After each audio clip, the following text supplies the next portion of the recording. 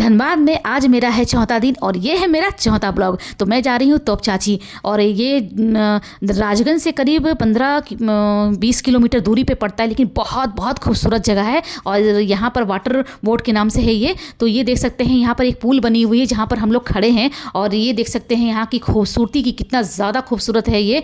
तो ये चारों तरफ आप जो देख रहे हैं ना, ये चारों तरफ जंगल से घिरा हुआ है। ये देखिए चारों तरफ ये जंगल है और इसके दूसरे साइड में जो है ये बहुत ही बड़ा सा झील है। तो यहाँ मैं पहले भी एक बार एक भाई के साथ आई थी, तो आज मैं दूसरी बार आई हूँ। तो यहाँ पर देखिए काले बादल छा गए हैं। तो मेरा बड़ा भाई बोल रहा था कि देखो बस पानी पड़ने वाली है, जल्दी से फटाफट चलो और गाड़ी के पास हम लोग गाड़ी में जाकर बैठ जाते हैं, नहीं तो हम लोग सभी लोग भीग जाएंगे। तो इस तरह से हम लोग तुरंत वहाँ से ये जो पुल बनी हुई है आप देख सकते हैं ना, ये एक लंबी सी पुल जिसमें हम लोग चल रहे हैं, ये पुल बनी हुई है जहाँ से हम लोग अभी सारे चीज़ों को देख रहे थे। तो हम लोग सारे फैमिली के लोग ना जल्दी से फटाफट जा रहे हैं क्योंकि बारिश होने वाली थी।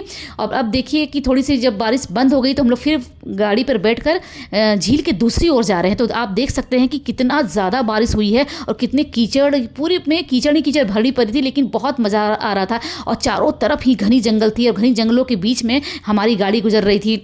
तो मेरा भाई इतना अच्छा चलाता है ना गाड़ी, तो डर भी नहीं लग रहा था। लेकिन मेरा भाई ने हमेशा कहा, मेरा भाई ने कहा कि देखो दरवाज़ा वगैरह बंद रखना क्योंकि यहाँ पर जंगली जानवर भी आते रहते हैं, घूमते रहते हैं। तो देखिए मैं आ गई हूँ झील के दूसरी तरफ। तो ये है मेरी छोटी वाली भाभी, तो इसको बहुत ज़्यादा मज़ा आ रहा था देखने में। तो ये ना इससे इतना ज़्यादा अच्छा लग रहा था, ये मुझसे कह रही है कि दीदी मेरा हाथ पकड़ो कि मैं गिर जाऊँगी।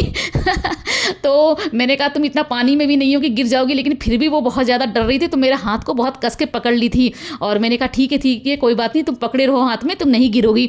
तो इस तरह से हम लोग बहुत ज़्यादा मस्ती करे थे। और फिर तो बच्चों ने तो फिर भाई ये देखो क्या किया है, बच्चे ने तो मतलब कि वो आना ही नहीं चाह रहे थे, इतना ज़्यादा मज़ा आ रहा था। क्योंकि शहरों में क्या होता है ये सब देखने को मिलता नहीं है। जैसे कि अब मैं रहती हूँ दिल्ली साइड में रहती हूँ, तो ये सब देखने को बच्चों को मिलता नहीं है। तो ये यहाँ पर आए तो बिल्कुल इतना ज़्यादा पागल हो गए देख कर, इसको व्यू को देख कर इतना ज़्यादा कि वो आना ही नहीं चाहते, ऊपर ही नहीं आना चाह रहे थे। हमने बहुत कहा कि बेटा बच्चों अब सब ऊपर आ जाओ, बहुत खेल लिया। 1 घंटे तक ये लोग पानी की ताप खेलते रहे। तो मैं ना थक कर लास्ट में पत्थर में बैठ गई और मैं देखती रही कि भाई बच्चे खेलेंगे तो मैं फिर ऊपर चलती हूँ। तो फिर बच्चे जब थक गए तो फिर मैं ना ऊपर की ओर इन लोगों को ले आई। मैंने कहा अब चलो बहुत देर हो गई है, बारिश हो रही है, कीचड़ भी बहुत ज़्यादा हो चुके थे।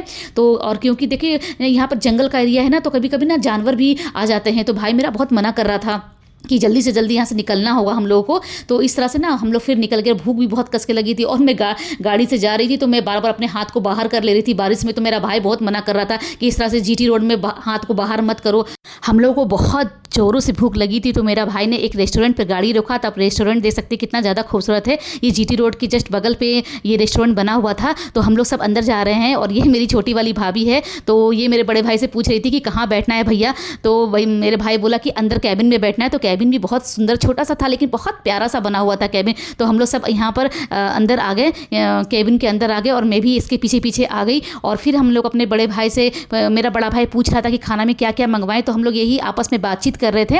तब तक मेरा छोटा वाला भाई भी आ गया और उसने भी बोला कि क्या क्या मंगवाना सही रहेगा, यहाँ सबसे अच्छा क्या बनता है। तो हम लोग बहुत अच्छे से बहुत भरपेट खाना खाएं और वापस राजगंज चले गए।